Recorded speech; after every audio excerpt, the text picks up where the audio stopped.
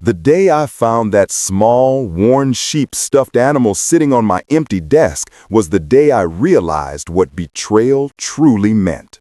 3 generations of my family had built that ranch in Montana's Paradise Valley. 8,000 acres of the most beautiful grazing land you'd ever see, worth nearly $8 million. And I had given it all to my stepfather out of guilt, obligation, and a misplaced sense of duty. Everyone told me I was crazy to sign over the ranch to him when my mother died. "He'll sell it," they warned. "He never cared about this place." I didn't listen.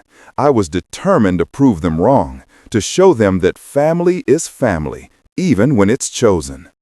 But they were right.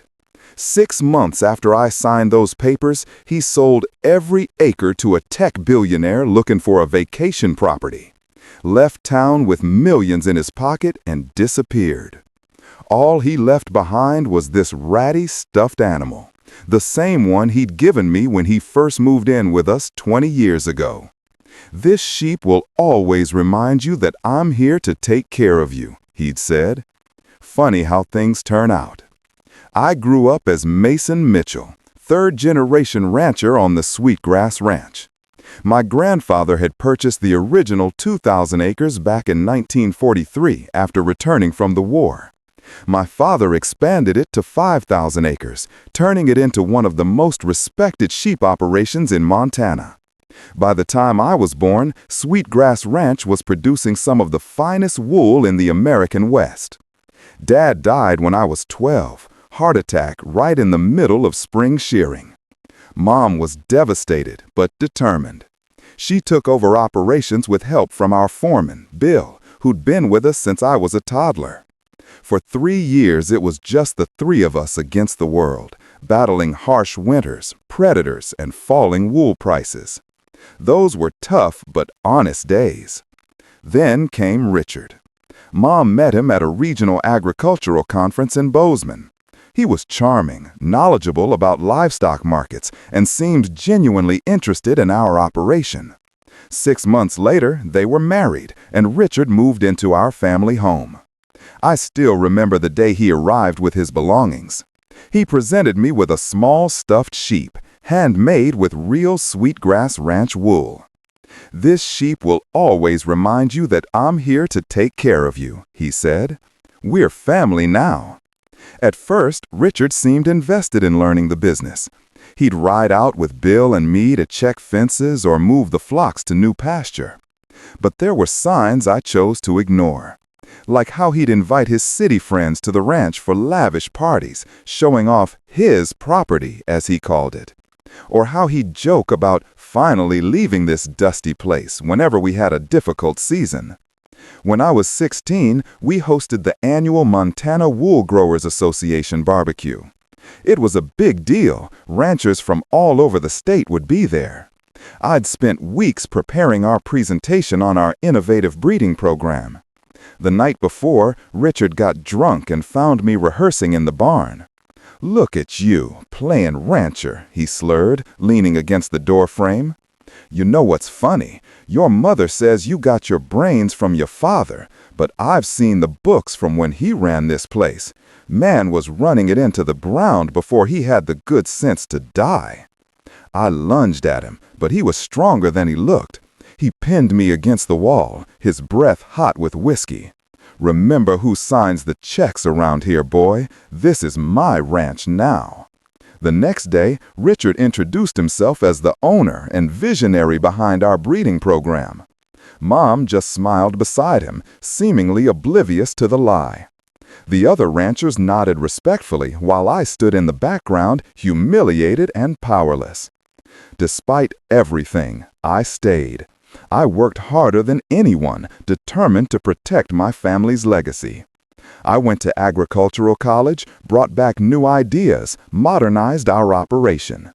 By the time Mom got sick 5 years ago, we'd expanded to 8,000 acres and were grossing over $1 million annually.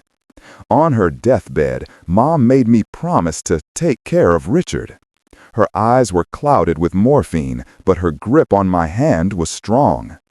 "He gave up everything to be with me, to help build this place," she whispered.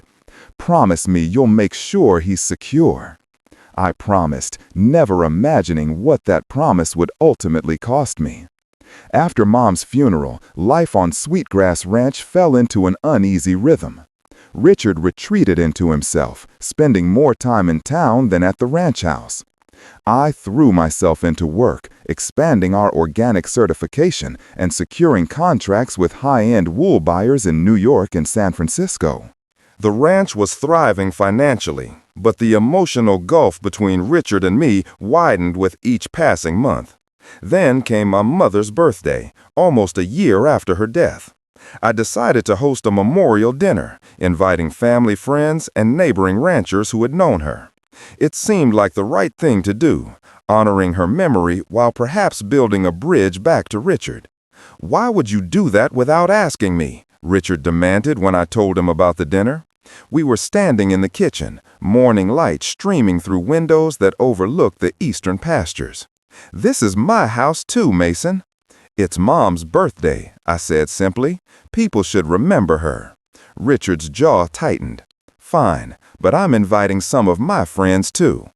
I should have known then that something was off. Richard rarely brought friends to the ranch anymore, preferring to meet them in Bozeman or Livingston.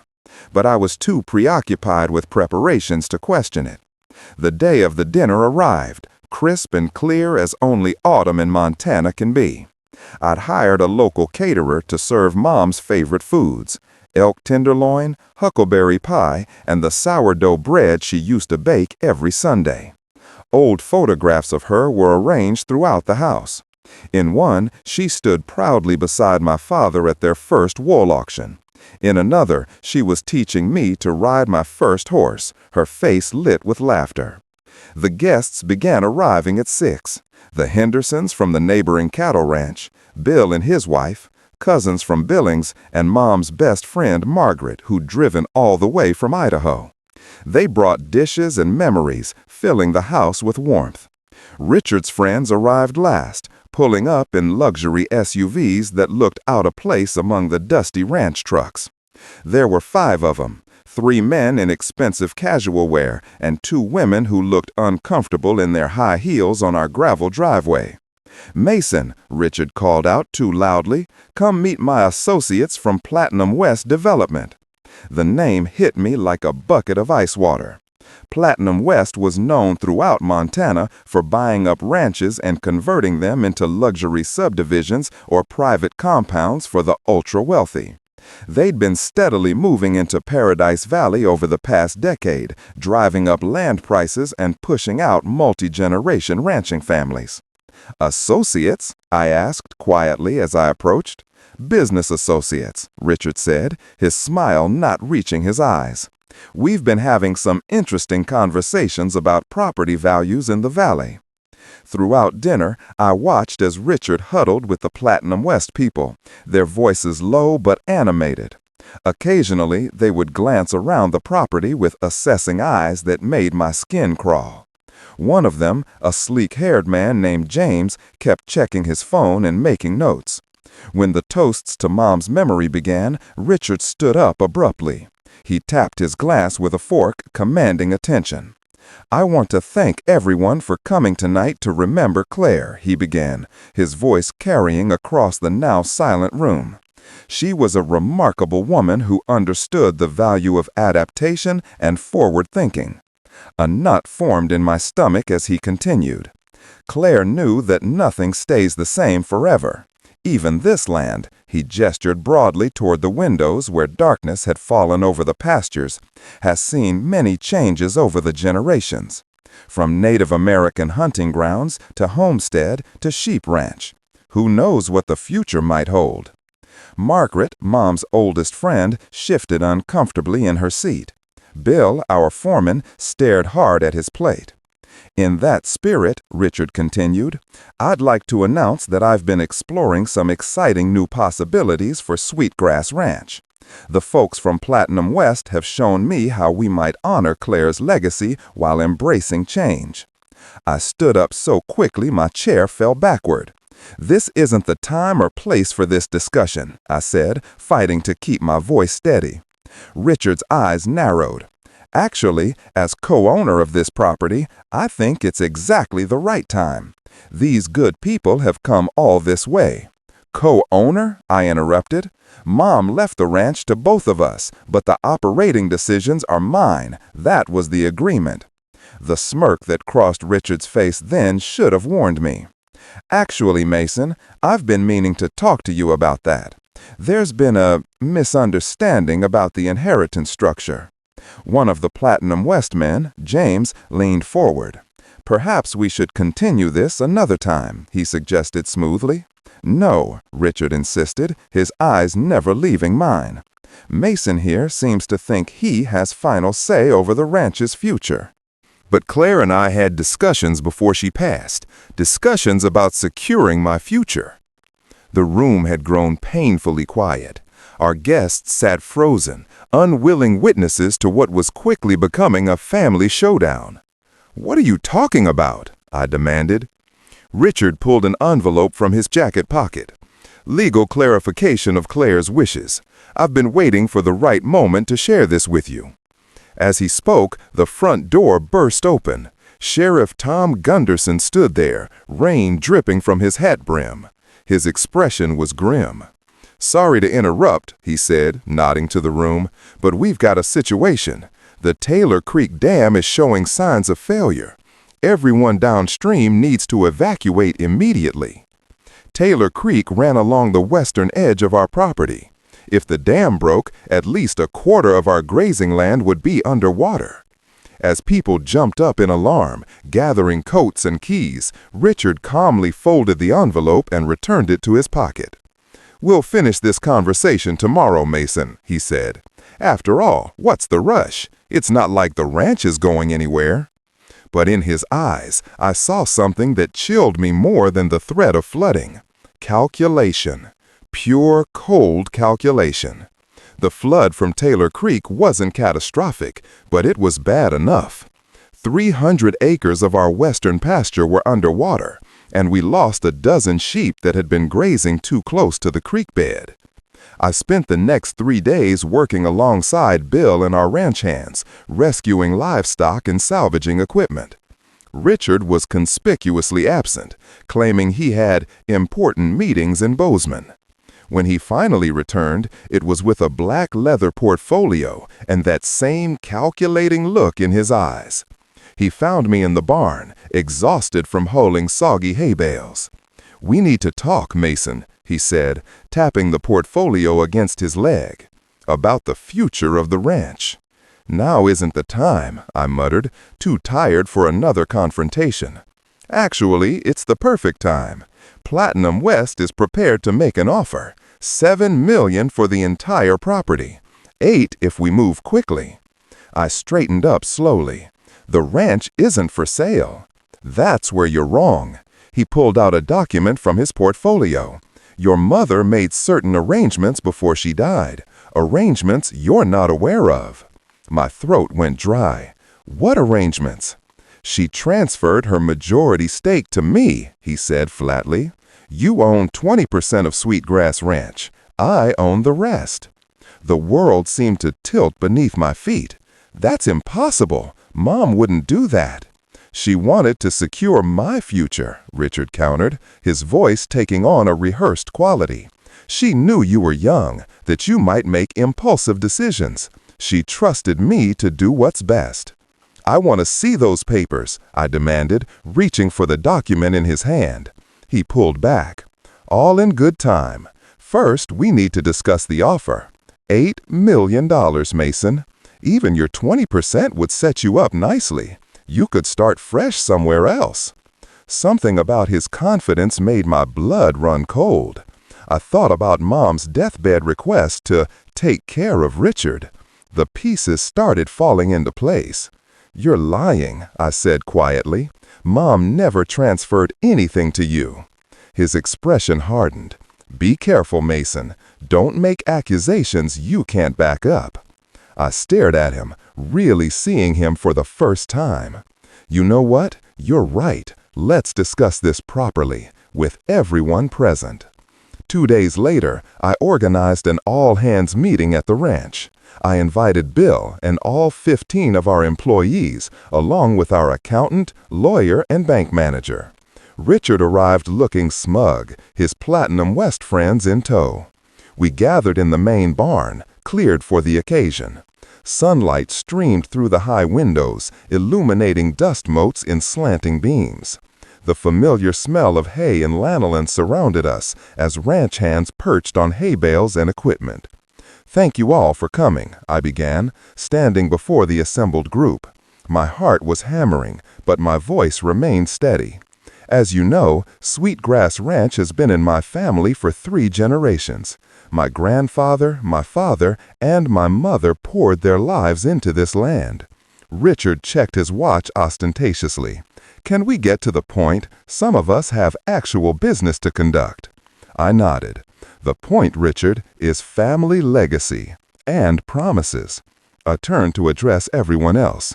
"When my mother was dying, she made me promise to take care of Richard, to make sure he was secure." Richard's smile turned smug. "Exactly." "Which is why she never asked me to give him the ranch," I continued, cutting him off. "But in my grief, in my desire to honor her wishes, that's exactly what I did." A murmur ran through the assembled group. Richard's expression froze. I pulled out a document from my pocket. 3 months after Mom died, I transferred my inherited ownership, 80% of Sweetgrass Ranch, to Richard. I looked directly at him. Not because Mom asked me to, not because of any legal obligation, but because I thought it was the right thing to do. The Platinum West representatives exchanged glances. One of them whispered something to Richard, who waved him off impatiently. "So you admit it," Richard said triumphantly. "The ranch is mine to sell." "I'm not finished," I replied calmly. "There was a condition to that transfer, a condition written into the legal agreement that you apparently didn't read carefully enough." Our family lawyer, Sarah Thompson, stepped forward. "The transfer document included a specific covenant. The property cannot be sold, subdivided, or substantially altered from its current use as an agricultural operation for a period of 20 years. The color drained from Richard's face. "That's ridiculous. No such condition exists." Sarah handed copies of the document to everyone present, including the Platinum West representatives. Page 3, paragraph 4. "The covenant runs with the land regardless of ownership." As the Platinum West people flipped through the pages, their expressions darkened. James, the sleek-haired man, put his copy down and stood up. "Richard, we need to talk. Outside." "This isn't over," Richard hissed at me, but the defeat in his eyes told a different story. As they huddled outside, I addressed the ranch hands. "Nothing changes for Sweetgrass Ranch. We continue operations as always." Bill approached me, his weathered face creased with concern. "What about you, Mason? You gave up your birthright." I managed a smile. "I kept my promise to Mom. Richard is financially secure. Whether he stays or goes is up to him." When Richard stormed back in 10 minutes later, he was alone. The Platinum West team had departed. "You've ruined everything," he spat. "This backwater sheep operation is worth nothing compared to what we could have had." "It was never about the money for me," I replied quietly. "It was about honoring 3 generations of hard work. It was about keeping a promise, not just to my mother, but to this land and these people." Richard looked around at the assembled faces, finding no allies. "Keep your precious dirt farm," he snarled. "I'm done with all of you." As he stormed toward the door, I called after him. "The ranch may be yours on paper, Richard, but you'll never truly own it because you never understood what it means." He paused for just a moment, his shoulders rigid with fury, before slamming out of the barn and out of our lives. Richard was gone by nightfall. He packed his clothes, his golf clubs, and a few framed photos of my mother, leaving behind most of the furniture and all of the responsibility. I slept in my childhood bedroom that night, listening to the unfamiliar silence of a house without tension. The next morning, I went to his office to assess what needed to be done. On the massive oak desk that had once belonged to my grandfather, I found a single item, the stuffed sheep he had given me when he first moved in. Beside it lay a handwritten note. "You want the ranch so badly? It's all yours now. I've signed everything back to you. Don't try to find me." I sat heavily in the leather chair, the stuffed animal in my hands. True to his word, there was a document transferring all ownership back to me, properly notarized and dated the previous day. Just like that, Sweetgrass Ranch was mine again. I should have felt victorious. Instead, I felt hollow. Bill found me there an hour later, still staring at the stuffed sheep. "Boss, the ewes in the north pasture are ready for vaccination." "He's gone," I said, holding up the transfer document. "Signed everything back to me." Bill nodded, unsurprised. Richard never had the stomach for the long game. "What's your plan now?" It was a good question. For so long, my entire focus had been on protecting the ranch from Richard's schemes. I hadn't thought beyond that. "First, we clean up from the flood," I said, standing up. "Then we finish the spring vaccinations. Life on a ranch doesn't pause for personal drama. The animals needed care, fences needed mending, and the business needed attention." I threw myself into the work, grateful for the physical exhaustion that brought dreamless sleep. A week after Richard's departure, Sarah Thompson, our lawyer, requested a meeting. She arrived at the ranch house with a thick folder and a troubled expression. "There's something you need to see," she said, spreading documents across the kitchen table. "When I was filing the transfer paperwork, I discovered some irregularities in the ranch's financial records." What she showed me was staggering. Over the past year, Richard had systematically siphoned money from the ranch's accounts, nearly $600,000 in total. He had been selling off equipment, breeding stock, and even mineral rights without recording the transactions in our official books. "He was bleeding the ranch dry," Sarah explained. "If you hadn't stopped the sale when you did, there might not have been much of a business left to save." The betrayal cut deep. Not just the theft, but the calculated dismantling of everything my family had built. I thought about pressing charges, but the legal battle would be expensive and public. The scandal would hurt the ranch's reputation at a time when we needed every business advantage. Instead, I focused on rebuilding. I took out a loan against the property to replace the stolen funds. I hired 2 new ranch hands and invested in upgrading our wool processing equipment. Bill, loyal as always, worked alongside me from dawn till dusk. 3 months after Richard left, a registered letter arrived from a law firm in Seattle. Richard was contesting the ownership transfer, claiming he had signed under duress. He wanted either the ranch back or a settlement of $4 million, half the property's market value. The lawsuit dragged on for months, draining both my finances and my spirit. The legal fees mounted, and several wool buyers, hearing rumors of our unstable ownership, took their business elsewhere. By winter, I was facing the very real possibility of losing everything after all. Then came the unexpected twist. Margaret, my mother's best friend, asked to meet me for coffee in town. She seemed nervous, fidgeting with her napkin as we sat in the corner booth of the Wildflower Cafe.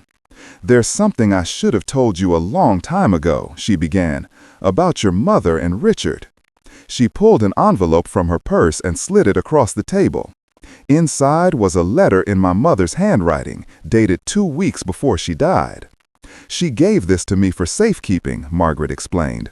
"Made me promise not to give it to you unless things with Richard went south after she was gone." The letter was short but devastating. "Mason, if you're reading this, then Margaret has decided you need to know the truth. Richard isn't the man I thought I married. In these last months, as the medication has cleared my mind rather than clouding it, I've seen him for what he truly is. He's been taking money from the ranch accounts. When I confronted him, he threatened to contest the will if I didn't change it in his favor.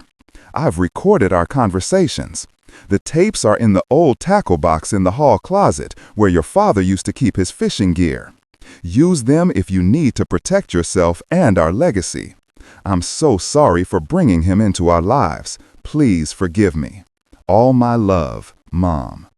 The tackle box contained 3 microcassette tapes.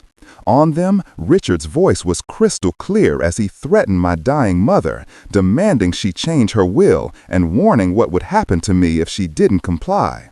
My lawyer submitted the tapes as evidence. Richard's case collapsed immediately. His attorneys approached with a settlement offer. Richard would drop all claims in exchange for a modest cash payment and a non-disclosure agreement. I countered with my own terms. Richard would return every penny he had stolen, sign a legal document relinquishing any future claims on the ranch, and stay away from Paradise Valley permanently. In return, I wouldn't press criminal charges for elder abuse, fraud, and theft. He accepted within hours. The legal victory brought financial relief but not emotional closure. For that, I needed something else entirely. I found it in the most unexpected place: the stuffed sheep Richard had left behind. One evening, examining it more closely, I noticed stitching on the underside that seemed newer than the rest. Carefully, I opened the seam and discovered a small leather-bound book inside. It was my mother's diary from her final year. Her entries revealed a woman coming to terms with both her mortality and her mistakes. She wrote about her love for the ranch, her pride in my stewardship, and her growing awareness of Richard's true nature. The final entry, dated 3 days before her death, read simply, "I've made arrangements to protect Mason and Sweetgrass. Richard won't find out until it's too late. May this land nurture my son as it has nurtured generations before him." The arrangements became clear when I received a call from the Paradise Valley Land Trust. My mother had been working with them before her death to place a conservation easement on the ranch, a legal restriction that would permanently prevent development regardless of who owned the property. The easement reduced the ranch's market value but preserved its agricultural integrity forever. It was her final gift to me, and her final defense against Richard's schemes. With the legal battles behind me, I could finally focus on the future. I expanded our organic certification, developed direct-to-consumer wool products, and opened the ranch for educational tours. Sweetgrass became known for its sustainable practices and high-quality products, with a waiting list of buyers for our specialty wools. As for the stuffed sheep, I keep it on my desk as a reminder, not of Richard's betrayal, but of my mother's foresight and love. It reminds me that family isn't always about blood or marriage certificates. True family are the people who protect what matters, who understand the value of legacy, and who stand beside you when the floodwaters rise. I still walk the fence lines at dawn sometimes, watching the sun light up the Absaroka Mountains to the east. The sheep graze peacefully across pastures my grandfather first tended nearly 80 years ago. 3 generations of hard work, love, and sacrifice are embedded in this soil. People ask if I regret giving the ranch to Richard, even temporarily. I don't. That decision, misguided as it seemed, ultimately revealed the truth and strengthened my resolve. It taught me that a legacy isn't just something you inherit, it's something you actively protect and build upon. The stuffed sheep sits on my desk as I write the contracts for our newest venture, a wool processing cooperative that will help small ranchers throughout Montana get better prices for their fleece. It's no longer a symbol of false promises, but a reminder that sometimes you have to lose something to truly understand its value. If there's one thing this journey has taught me, it's that real wealth isn't measured in acres or dollars. It's measured in purpose, in stewardship, and in the knowledge that your work will outlive you. Thanks for listening to my story. If you've ever faced betrayal or fought to protect something you love, I hope it resonated with you. Drop a comment below sharing your own experience, and don't forget to subscribe for more stories of rural American life and the lessons learned along the way. Until next time, this is Mason Mitchell of Sweetgrass Ranch, signing off.